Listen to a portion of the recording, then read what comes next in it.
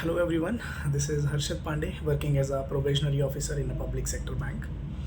First of all, many congratulations to all those aspirants who have cleared the prelims and mains examination of IBPS PO and now preparing for the interview. तो सबसे पहले तो भाई और बहनों जिन्होंने भी अपना IBPS PO का प्रीलिम्स और मेंस क्लियर किया है, सबसे पहले तो चैन की सांस लो और प्राउड करो अपने आप पे कि लाखों बच्चों की भीड़ को हरा के आप लोग यहाँ तक पहुँच चुके हो। और दूसरी चीज़ है, आपकी मेहनत आपको यहाँ तक लेके आई है। अब थोड़ा बहुत किस्मत का खेल भी है जो यहाँ से आगे आपको इंटरव्यू भी पार करवाएगा और आपको कंप्लीट सिलेक्शन दिलवाएगा। तो ये जो वीडियो मैं बना रहा हूँ ये इंटरव्यू के लिए रिगार्डिंग ही है। मेरे पास इंस्टाग्राम पे काफ़ी सारे डीएम्स आए हैं कि इंटरव्यू की वीडियो बनाने के लिए। इससे पहले भी कुछ आए, मैं एक्चुअली थोड़ा सा बिज़ी रहता हूँ। अभी ब्रांच वगैरह ब्रांच ट्रेनिंग चल रही थी, हमारे first phase of branch training मेरी चल रही थी। उसके बाद अब मैं दोबारा से स्टाफ ट्रेनिंग कॉलेज आया हूँ, तो इस वजह से थोड़ा सा बिज़ी शेड्यूल था, जिस वजह से मैं और कोई बीच में वीडियोज़ नहीं बना पाया। बट ये वीडियो मैं स्पेशली बना रहा हूँ इंटरव्यू के लिए, क्योंकि अब इंटरव्यू स्टार्ट होने वाले हैं IBPS PO के। तो 2 बार मैं इंटरव्यू दे चुका हूँ अभी, इस बार जो जिसमें मेरा सिलेक्शन हुआ है, और पिछली बार इंटरव्यू तक आके मैं बाहर हो गया था। तो हाँ, इंटरव्यू में आके भी बाहर हो जाते हैं कैंडिडेट्स। देखो 2 रीज़न है। सबसे पहला जो सबसे बड़ा रीज़न है वो ये है कि आपका मार्जिन कितना है, जो आपने मेंस में जो आप मार्क्स लेके आए हैं उसमें कितना मार्जिन आप कट ऑफ के ऊपर लेकर आए हैं। जनरली अगर आपका कट ऑफ से 10 से 15 मार्क्स ऊपर आप लेकर अगर आए हैं तो आप एक सेफ जोन में हैं।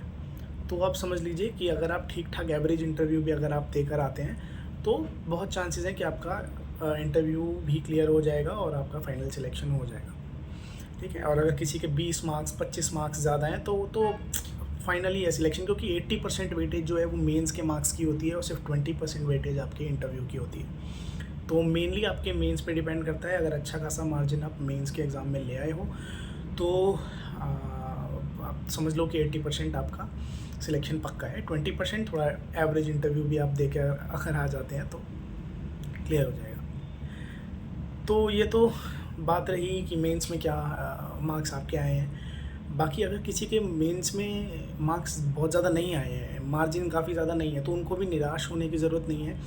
ऐसे बहुत से लोग हैं जिनके इंटरव्यू में सिर्फ 5 नंबर 6 नंबर 3 नंबर 2 नंबर इस तरीके से मार्जिन रहता है, उसके बाद भी सिलेक्शन हो जाता है। एक्सेप्शनल केसेस हैं, हालांकि बहुत ज़्यादा ऐसे केसेस नहीं होते, लेकिन होते हैं। तो फ़िलहाल आपके हाथ में जो चीज़ है आपको उसी पे फोकस करना है, और वो चीज़ है आपका इंटरव्यू। अगर आपका मार्जिन कम है तो आप बेहतरीन इंटरव्यू अगर दे के आते हैं तो आपको अच्छे मार्क्स अगर मिल जाते हैं, 75 अबव 80 अबव अगर आपको मार्क्स मिल जाते हैं, जो कि IBPS PO में मिल जाते हैं, कोई बहुत बड़ी चीज़ नहीं है, मिल जाते हैं। जनरली इतने मार्क्स मिल जाते हैं अगर आप एक अच्छा इंटरव्यू दे के आते हैं तो फोकस अब आपको करना है इंटरव्यू पे।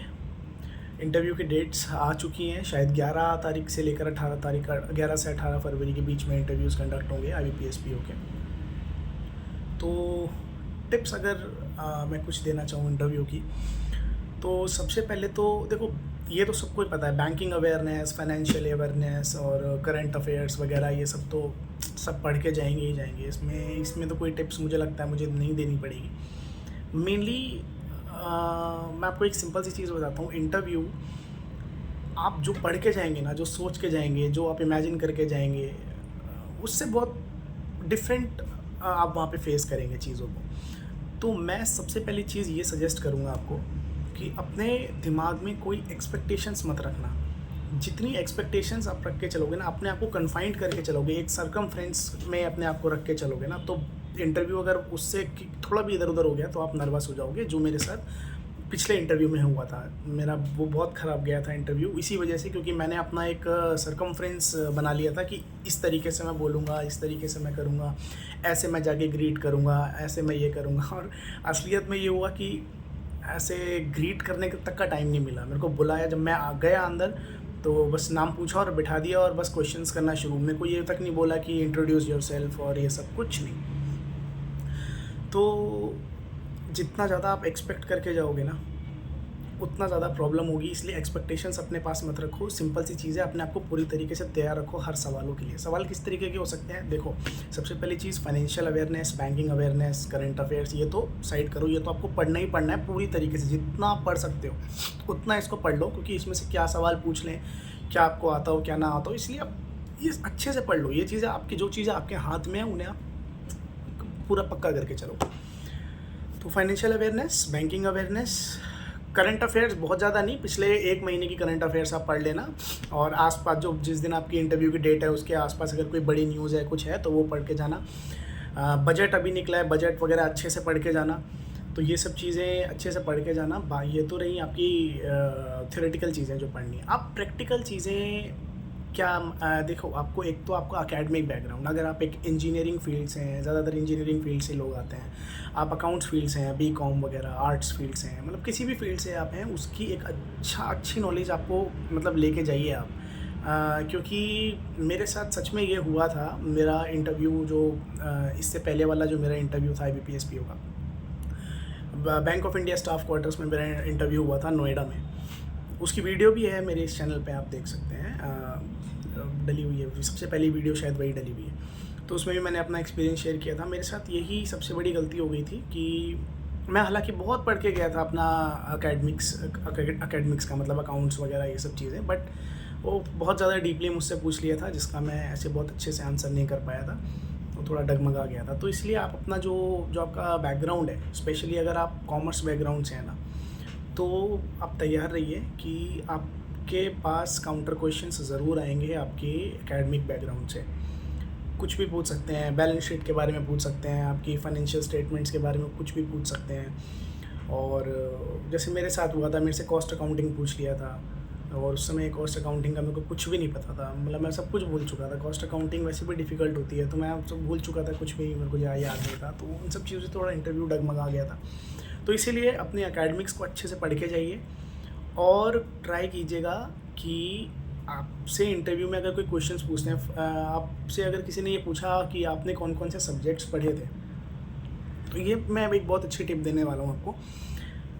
ये हमेशा ध्यान रखिएगा कि किसी चीज़ की अगर आपको नॉलेज कम है ना, तो उसको इंटरव्यूअर्स के सामने बोलने से ना आप थोड़ा सा अवॉइड करिए, क्योंकि आपने वो चीज़ बोल दी और अगर उन्होंने उस चीज़ से कोई काउंटर क्वेश्चन कर दिया ना, तो प्रॉब्लम हो जाएगी। जैसे मेरे साथ ये प्रॉब्लम हुई थी कि मैंने इनकम टैक्स और कॉस्ट अकाउंटिंग और सब बोल दिया कि हाँ ये सब मैंने पढ़ा था कॉलेज में, ये सब। उन्होंने काउंटर क्वेश्चंस किए, मैं नहीं जवाब दे पाया, तो वो एक नेगेटिव इम्पैक्ट पड़ता है। इसीलिए कोशिश करिए जो सब्जेक्ट्स आपको नहीं आते उसका जिक्र मत करिए उनके सामने, बहुत अच्छा रहेगा। अब देखो,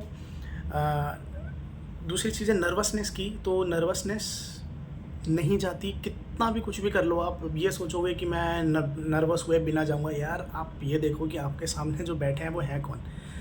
state bank of India, Punjab national bank और अलग अलग पब्लिक सेक्टर बैंक्स के रिटायर्ड जनरल मैनेजर्स आपके सामने बैठे हैं। 4-4, 5-5 लोग आपको घेर के बैठे हैं। तो इतने बड़े बड़े लोग आपको घेर के बैठे हैं, ऐसा तो हो ही नहीं सकता कि आप नर्वस ना हो, ये तो पॉसिबल ही नहीं।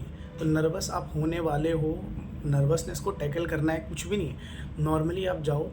ये चीज़ मैंने अपने पहले इंटरव्यू से सीखी थी। दूसरे इंटरव्यू मैंने अप्लाई करा, दूसरा इंटरव्यू मेरा बहुत अच्छा गया था, और शायद 20-22 मिनट मेरा इंटरव्यू चला था, जो कि नॉर्मल एक बैंकिंग का जो इंटरव्यू होता है उसके एवरेज टाइम से बहुत ज़्यादा है। 7-8 मिनट एवरेज इंटरव्यू चलता है, मेरा 22 मिनट तक इंटरव्यू चला था। तो उसमें ये था कि जो क्वेश्चंस मेरे से पूछे जा रहे थे, जो मैं जवाब दे रहा था, वो इस तरीके से सोच समझ के जवाब दे रहा था कि मैं कोई ऐसी चीज़ ना बोल दूं उनके सामने जिसकी नॉलेज मुझे ना हो, क्योंकि मैंने कोई भी ऐसी चीज़ अगर बोली जिसकी नॉलेज मुझे नहीं है और वहाँ से काउंटर क्वेश्चन आ गया, तो वो एक बहुत नेगेटिव इम्पैक्ट करता है। तो मैं कोशिश करा उन्हीं चीज़ों को उनके सामने बोलने की जिन चीज़ों का जवाब मैं देने लायक हूँ, जिन चीज़ों के जवाब मैं उनको दे पाऊँगा। और यही होता है अक्सर, जो भी आप बोलेंगे उनके काउंटर क्वेश्चंस आपके पास ज़रूर होंगे। इससे पहले मैं HDFC में काम करता था, HDFC के बारे में मैंने उनसे बोला कि मैं काम करता था, तो मेरा पूरा इंटरव्यू 20-22 मिनट जो चला है वो पूरा HDFC पे ही बेस्ड था। क्या शेयर प्राइस था उसका, और क्या आपकी जॉब थी, कैसे आप करते थे, अपने टारगेट्स कैसे मीट करते थे, ये वो। तो आप समझ के चलिए, आपसे जो भी स्टार्टिंग में उन्होंने क्वेश्चन पूछा है, या हो सकता है आपको इंट्रोड्यूस करने के लिए अगर उन्होंने बोला है, तो आपने अपने इंट्रोडक्शन में जो जो चीज़ें बोली हैं उनसे आपके पास काउंटर क्वेश्चंस ज़रूर आएंगे।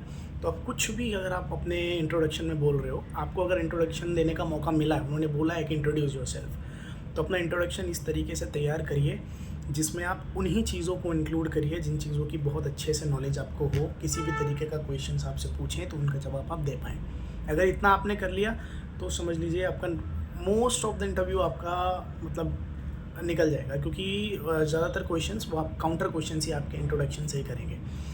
बहुत अनलकी आप हुए तो आपको इंट्रोडक्शन के लिए बोलेंगे ही नहीं, वो डायरेक्ट आपको बैठाएंगे और बस आपसे क्वेश्चंस करना शुरू कर देंगे। तो ये भी होता है, इसीलिए मैंने स्टार्टिंग में बोला था कि अब थोड़ा सा जो है आपकी किस्मत का भी खेल है, कैसा आपको पैनल मिल जाए, कैसा पैनल का मूड हो उस टाइम पे जिस टाइम आपका इंटरव्यू है, बहुत चीज़ें डिपेंड करती हैं। तो आपकी मेहनत आपको यहाँ तक लेके आई है, थोड़ा अब आपकी किस्मत का भी खेल है, तो थोड़ा भगवान से दुआ करिए कि आपको जो सिचुएशन है वो थोड़ा फेवरेबल रहें आपके लिए। आपको इंट्रोडक्शन का टाइम ज़रूर मिले, क्योंकि इंट्रोडक्शन अगर आप करने का आपको टाइम मिल गया तो आप अपना इंटरव्यू रूट कर सकते हो अपने हिसाब से। इंट्रोडक्शन पे बहुत अच्छे से काम करिएगा, सारी चीज़ें उसमें इंक्लूड करिएगा, बहुत अच्छे से उसको कम्युनिकेट करिएगा, जो आपको पता हो। अपने एकेडमिक बैकग्राउंड के बारे में बताइए, अगर आपको अच्छे से वो तो खैर आपको बताना ही पड़ेगा, इसलिए अपने एकेडमिक बैकग्राउंड के बारे में आप अच्छे से पढ़ के जाइए। आपके फादर अगर किसी गवर्नमेंट सर्विस में है, आपके फादर कुछ ऐसा करते हैं जो अगर आप उसमें मेंशन कर रहे हो, तो आपके फादर की जॉब के बारे में भी आपको अच्छे से पता होना चाहिए, उससे भी कोई काउंटर क्वेश्चंस कर सकते हैं। फॉर एग्जांपल आपके फादर अगर किसी गवर्नमेंट इंस्टीट्यूशन में काम करते हैं, फॉर एग्जांपल इनकम टैक्स में काम करते हैं, तो बहुत चांसेस हैं कि आपसे इनकम टैक्स के बारे में भी पूछ लिया जाएगा, आपके फादर की जो जॉब है उसके बारे में, जॉब प्रोफाइल के बारे में पूछ लिया जाएगा।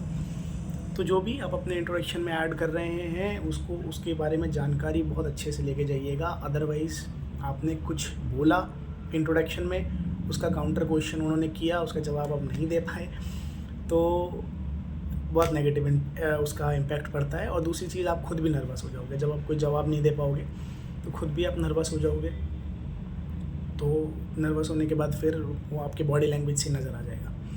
तो ये जो टिप्स हैं ये मैं आपको देना चाहता था। बहुत इस चीज़ का ध्यान रखिएगा कि अवॉइड करना है आपको उन चीज़ों को जो आपको नहीं पता है, बस इससे ज़्यादा और कोई टिप। देखो, फाइनेंशियल इन्फॉर्मेशंस और ये जो बैंकिंग अवेयरनेस, फाइनेंशियल अवेयरनेस वगैरह, ये सब आप सब पढ़ के जाएंगे, बजट सब रट के जाएंगे। आप जितना रट के जाएंगे ना, आप वहाँ पे जाके देखना कोई क्वेश्चन आपसे पूछा नहीं जाएगा, बजट का, फाइनेंशियल नॉलेज आपसे कुछ नहीं पूछी जाएगी, कुछ भी। मतलब हो सकता है पूछ भी लें, ज़रूरी नहीं है, कुछ एक दो क्वेश्चंस पूछ भी लेते हैं, लेकिन जितना हम वेटेज मान के चलते हैं ना उनके मन में उतना नहीं होता है, क्योंकि उन्हें भी पता होता है यार बजट सब रट के आए होंगे, उन्हें पता है फाइनेंशियल अवेयरनेस सब रट के आए होंगे। तो मेनली वो आपको कॉन्फिडेंस चेक करते हैं।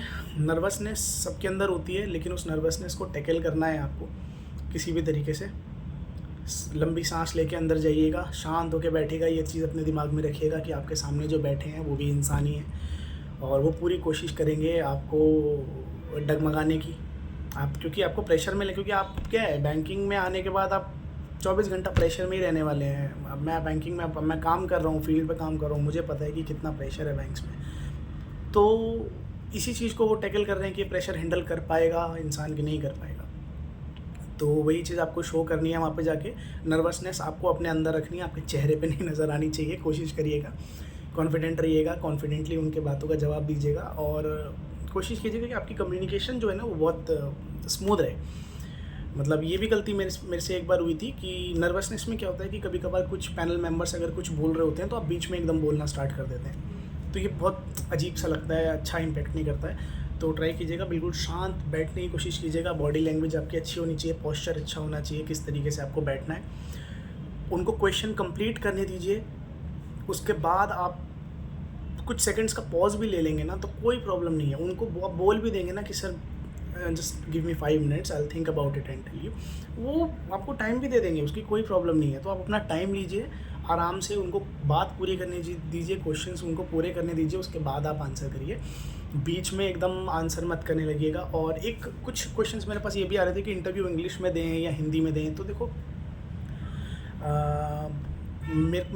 मुझे लगता है वो सही। मुझे क्या लगता है, मतलब ये बात सच है कि जिस लैंग्वेज में आपसे पैनल मेंबर्स बात कर रहे हैं, आप उसी लैंग्वेज में बात करने की कोशिश करिए। सबसे बेस्ट तरीका यही है। अगर आप इंग्लिश में बात करने में कंफर्टेबल नहीं है, फॉर एग्जांपल पैनल मेंबर्स आपसे इंग्लिश में बात कर रहे हैं, आप इंग्लिश में बात करने में कंफर्टेबल नहीं है, तो गलत मत बोलिए, फिर आप हिंदी में ही बात करिए या जो भी आपकी रीजनल लैंग्वेज है आप उसमें बात करिए।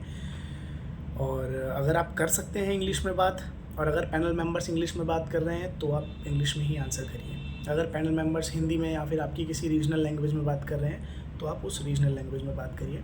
तो सबसे बेस्ट यही है कि जिस लैंग्वेज में पैनल मेंबर्स बात करें उसी लैंग्वेज में आप बात करिए, बहुत कंफर्टेबली बात करिए। ज़्यादा कैजुअल होने की कोशिश मत कीजिएगा। मैंने कभी कभी नोटिस किया है कि लोग बहुत कैजुअल होने की कोशिश करते हैं अपनी नर्वसनेस को छुपाने के लिए। तो कैजुअल नहीं होना है आपको। जो आपके सामने बैठे हैं वो बहुत बड़े बड़े लोग हैं, AGM, GM, retired general managers वगैरह, तो उनके सामने आप बहुत कैजुअल मत होइएगा। बहुत ऐसे फॉर्मली आपको बिहेव करना है, फॉर्मली उनको आंसर देना है, बहुत रिस्पेक्टफुली उनसे बात करनी है और कोशिश करना है उनको इम्प्रेस करने का। अगर वो इम्प्रेस हो गए तो भर भर के आपको नंबर मिलेंगे, और नहीं इम्प्रेस हुए तो नंबर थोड़े इधर उधर हो जाते हैं। अपने ड्रेसिंग सेंस वगैरह का बहुत ध्यान रखिएगा और नीटली जाइएगा। अपनी बियर्ड वगैरह ये सब चीज़ें बहुत नीट रखिएगा। हेयर स्टाइल, बियर्ड वगैरह थोड़ा लोफर टाइप्स नहीं होना चाहिए, थोड़ा सा फॉर्मल होना चाहिए। तो बस इतनी चीज़ों का ध्यान रखिए।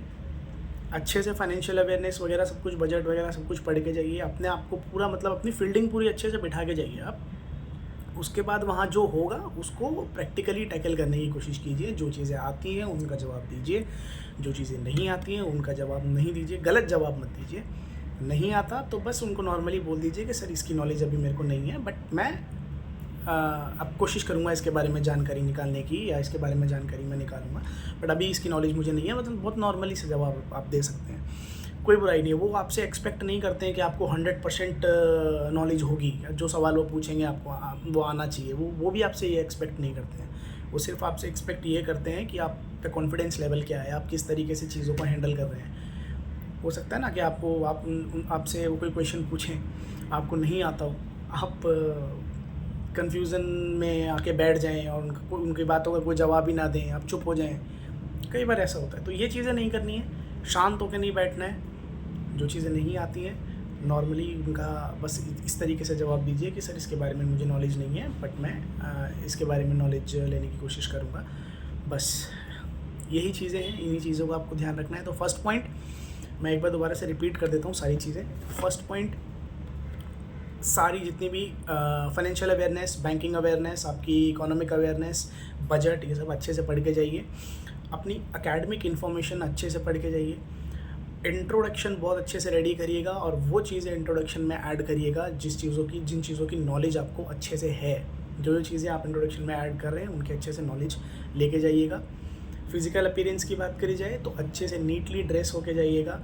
बियर्ड वगैरह का ध्यान रखिएगा। बहुत अच्छे से आप अपना जो है कम्युनिकेशन उनसे रखिएगा। बस इतनी चीज़ों का ध्यान रखिएगा, बाकी तो चीज़ें भगवान पे छोड़ दीजिए। और all the best to all the candidates who are going to sit in the interview. All the best. Thank you.